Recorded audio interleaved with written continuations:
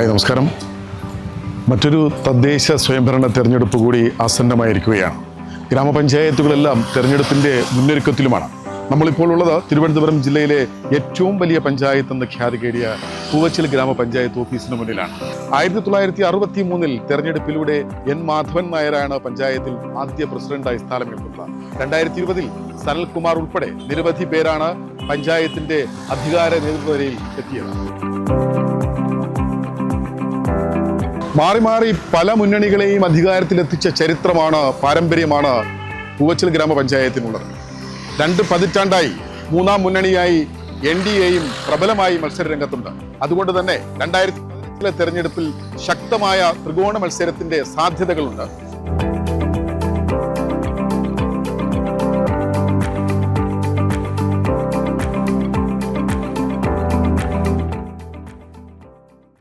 വീണ്ടും ഒരു തദ്ദേശ സ്വയംഭരണ തെരഞ്ഞെടുപ്പ് കൂടി ആഗതമായി.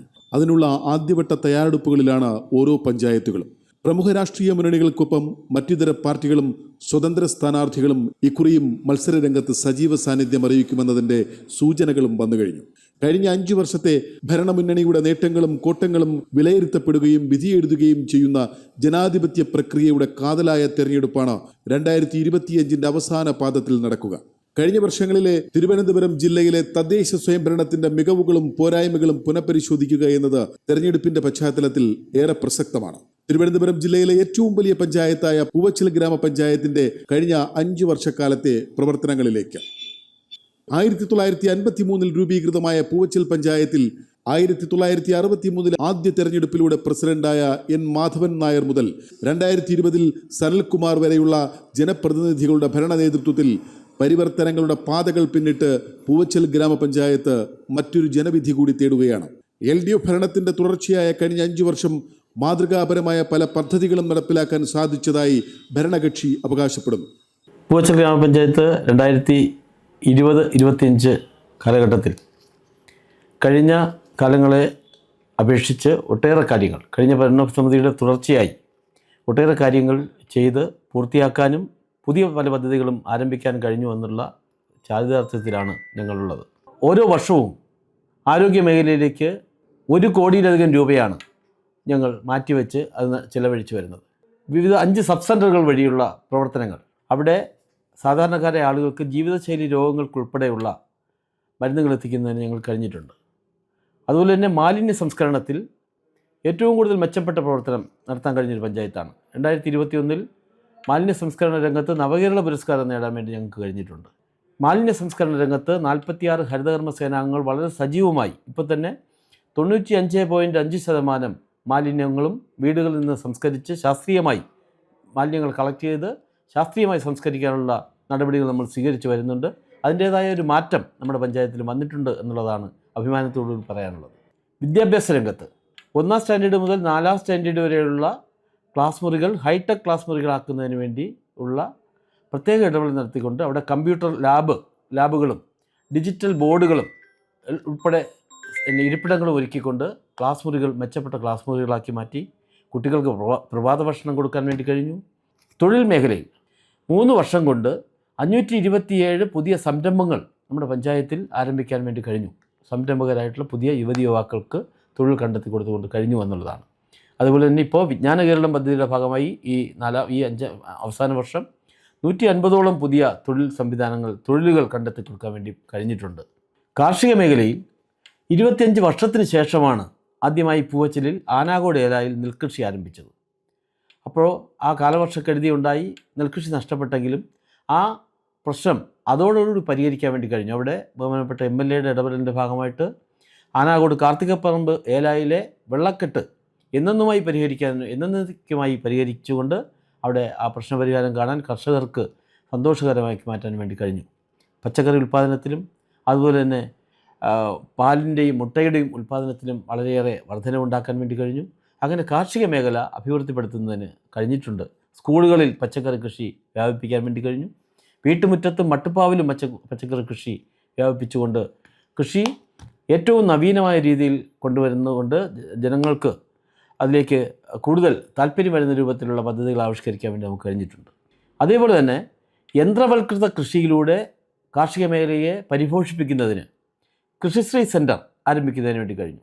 45 ലക്ഷത്തിലധികം രൂപയുടെ മെഷീനറികൾ, ട്രാക്ടർ മുതൽ ഗ്രാസ് കട്ടർ വരെയുള്ള ഉപകരണങ്ങൾ നമ്മുടെ പഞ്ചായത്തിൽ പട്ടകുളത്ത് കേന്ദ്രീകരിച്ച് അവിടെ സ്ഥാപിച്ചിട്ടുണ്ട്. അതിൻ്റെ പ്രവർത്തനങ്ങൾ വിവിധ പഞ്ചായത്തുകളിലേക്ക് അതിൻ്റെ സഹായങ്ങൾ എത്തിച്ചുകൊണ്ടിരിക്കുന്നു. പിന്നെ പച്ചക്കറി തൈകൾ ഉൾപ്പെടെ ഉൽപ്പാദിപ്പിച്ച് വിതരണം ചെയ്തുകൊണ്ടിരിക്കുന്ന നിലയിലേക്ക് വന്നിട്ടുണ്ട്. പശ്ചാത്തല സൗകര്യ വികസനത്തിൽ പ്രധാനപ്പെട്ട റോഡുകളുടെ എല്ലാം ഗവൺമെൻറ്റിൻ്റെയും MLA-യുടെയും ഒക്കെ സഹായത്തോടുകൂടി ഉൾപ്പെടെ ഗ്രാമീണ റോഡുകളുടെ, ഇനി അപൂർവം റോഡുകൾ ജലജീവൻ പദ്ധതിയുടെ നടത്തിപ്പുമായി ബന്ധപ്പെട്ട് പൊട്ടിപ്പൊളിഞ്ഞ റോഡുകളുണ്ട്. അതിൻ്റെ നഷ്ടപരിഹാരം എന്നോണം പുതിയ കാലഘട്ടത്തിൽ ആ പദ്ധതി നിർവഹിക്കുന്നതിന് വേണ്ടി 8,61 ലക്ഷം രൂപ ജലജീവൻ മിഷൻ്റെ ഭാഗമായി തകർന്ന റോഡുകളുടെ പുനർനിർമ്മാണത്തിന് ഞങ്ങൾക്കതിൻ്റെ അനുമതി ലഭിച്ചിട്ടുണ്ട്. അത് വരുന്ന സമിതികൾക്ക് അത് നടപ്പിലാക്കി ഗ്രാമീണ റോഡുകൾ മെച്ചപ്പെടുത്താൻ കഴിയും എന്നുള്ളത് ആണ് പറയാനുള്ളത്. നമ്മുടെ പഞ്ചായത്തിൽ ഏറ്റവും വലിയൊരു ആവശ്യമായിരുന്നു, പഞ്ചായത്ത് രൂപീകൃതമായത് മുതലുള്ള ഒരു ആവശ്യമായിരുന്നു, പഞ്ചായത്തിൽ ഒരു സ്വന്തമായി കളിക്കളം വേണം എന്നുള്ളത്, സ്റ്റേഡിയം വേണം എന്നുള്ളത്. അത് യാഥാർത്ഥ്യമാക്കാൻ കഴിഞ്ഞു. 1 ഏക്കർ 3 സെൻറ്റ് ഭൂമി വിലയ്ക്ക് വാങ്ങി. അതിനോടൊപ്പം ഉണ്ടായിരുന്ന പുറമ്പോക്ക് ഭൂമി 23 സെൻറ്റും 26 സെൻറ്റും ചേർത്ത് 1 ഏക്കർ 29 സെൻറ്റ് ഭൂമിയിൽ 1 കോടി രൂപ ഗവൺമെൻറ്റിൻ്റെയും പഞ്ചായത്തിൻ്റെയും MLA-യുടെയും സഹായത്തോടുകൂടി അതിൻ്റെ നിർമ്മാണം ആരംഭിച്ചു.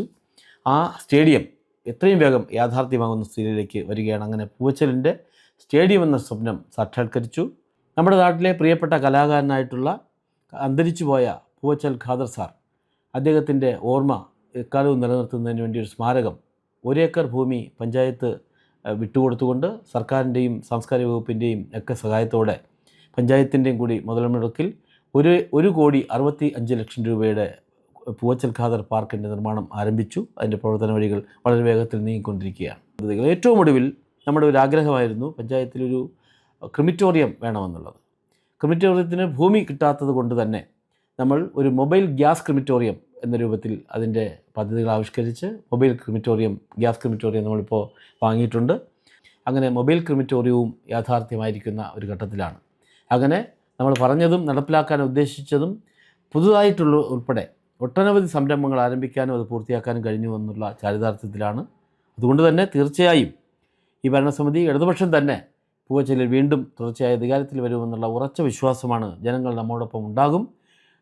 എല്ലാ അവകാശവാദങ്ങൾക്കും മുകളിൽ വസ്തുനിഷ്ഠവും രാഷ്ട്രീയ പ്രേരകമല്ലാത്തതുമായ ഒരു എതിർസ്വരം ഉയരുമ്പോഴാണ് ഏതൊരു ഭരണ സംവിധാനവും കുറ്റമറ്റതാവുക. ആ നിലയ്ക്ക് ഭരണസമിതിയുടെ അവകാശവാദങ്ങളിൽ ചിലത് അംഗീകരിക്കുമ്പോഴും പോരായ്മകളുടെ നീണ്ട പട്ടിക നിരത്തി ഭരണമുന്നണിയെ പ്രതിരോധിക്കുകയാണ് UDF-ഉം NDA-യും. പൂവച്ചൽ ഗ്രാമപഞ്ചായത്തിൽ 2020-25 കാലഘട്ടത്തിൽ ചെയ്യാൻ കഴിയുന്ന ഒരുപാട് വികസന പ്രവർത്തനങ്ങൾ ഉണ്ടായിരുന്നു. ഈ നാടിൽ ഒരുപാട് വികസന പ്രവർത്തനങ്ങൾ ചെയ്യാനുണ്ടായിരുന്നു. ഉദാഹരണത്തിന് ഈ പഞ്ചായത്തിൻ്റെ ഫ്രണ്ടിൽ കിടക്കുന്ന ഈ സ്ഥലം കമ്മ്യൂണിറ്റി ഹാൾ പണിയേണ്ട സ്ഥലമാണ്. ഇവിടെ 10 വർഷമായി LDF-ൻ്റെ പഞ്ചായത്ത് ഭരണസമിതിയാണ്. നാളിതുവരെ അതിനൊരു നിർമ്മാണം നടത്താൻ എല്ലാവിധ സംവിധാനങ്ങളുമുണ്ട്. അവർക്ക് MLA-യുണ്ട്, സംസ്ഥാന സർക്കാരുണ്ട്, ബ്ലോക്ക് പഞ്ചായത്ത് തുല്യമാണ്, ജില്ലാ പഞ്ചായത്ത് മെമ്പറുണ്ട്, ജില്ലാ പഞ്ചായത്ത് ഭരണകൂടമുണ്ട്. എല്ലാ സംവിധാനങ്ങളും ഉണ്ടായിരുന്നിട്ടും നമ്മുടെ പൂവച്ചൽ ഗ്രാമപഞ്ചായത്തിന് ഇങ്ങനെയുള്ള വികസന പ്രവർത്തനമല്ലായിരുന്നു വേണ്ടിയത്. ഒരുപാട് കാര്യങ്ങൾ ചെയ്യാൻ കഴിയുമായിരുന്നു. അതായത് ഉദാഹരണത്തിന് പറഞ്ഞാൽ 2010-15 കാലഘട്ടങ്ങൾ UDF പഞ്ചായത്ത് ഭരണസമിതിയായിരുന്നു പൂവച്ചൽ ഗ്രാമപഞ്ചായത്തിൽ. അന്ന് സംസ്ഥാന സർക്കാർ UDF-ൻ്റേതായിരുന്നു, MLA UDF-ൻ്റേതായിരുന്നു, ജില്ലാ പഞ്ചായത്ത് UDF-ൻ്റേതായിരുന്നു.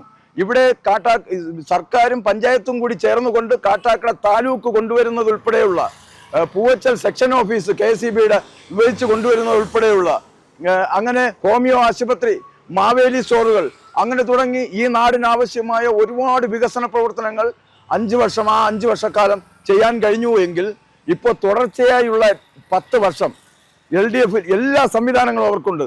ജില്ലാ പഞ്ചായത്ത് ഭരണസമിതി, ഗ്രാമപഞ്ചായത്ത് ഭരണസമിതി ഉൾപ്പെടെ സംസ്ഥാന സർക്കാർ ഉൾപ്പെടെ ഒരുപാടുണ്ടായിട്ടും നമ്മൾ ഉദ്ദേശിച്ച തരത്തിൽ ഞാൻ കരുതിയത് ഒരുപാട് കാര്യങ്ങൾ അവർ യോജിച്ച് ചെയ്യും എന്നാണ്. പക്ഷേ ഒന്നും നടന്നിട്ടില്ല എന്നുള്ള യാഥാർത്ഥ്യം നിങ്ങൾ മനസ്സിലാക്കണം.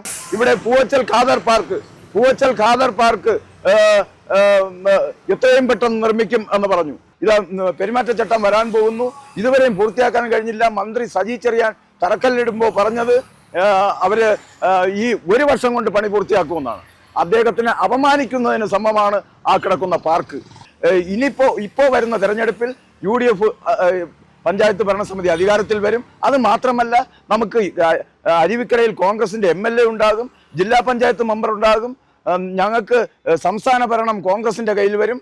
ഇവിടെ ആകെ 2010-15 കാലഘട്ടങ്ങളിൽ നടന്നതിനേക്കാൾ വികസന പ്രവർത്തനങ്ങൾ യോജിച്ച് നടത്താൻ കഴിയും എന്നാണ് ഞങ്ങളുടെ പ്രതീക്ഷ.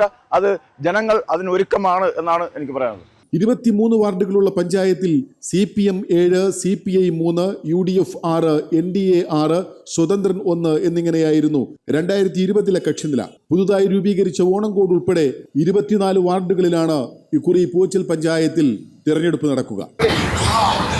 പൂച്ചൽ ഗ്രാമപഞ്ചായത്ത് കഴിഞ്ഞ 5 വർഷക്കാലം 2020-25 കാലഘട്ടത്തിൽ അധികാരത്തിൽ വന്ന് ഒട്ടനവധി സ്വപ്ന പദ്ധതികളുമായിട്ടാണ് പഞ്ചായത്ത് കമ്മിറ്റി മുന്നോട്ട് വന്നത്. നമ്മുടെ വിഷൻ 25 എന്നുള്ള നിലയിൽ കുറേ പദ്ധതികൾ പഞ്ചായത്ത് ആവിഷ്കരിച്ച് നടപ്പിലാക്കാൻ കാഴ്ചപ്പാടോടുകൂടി വന്ന ഒരു പഞ്ചായത്ത് ഭരണസമിതിയാണ്.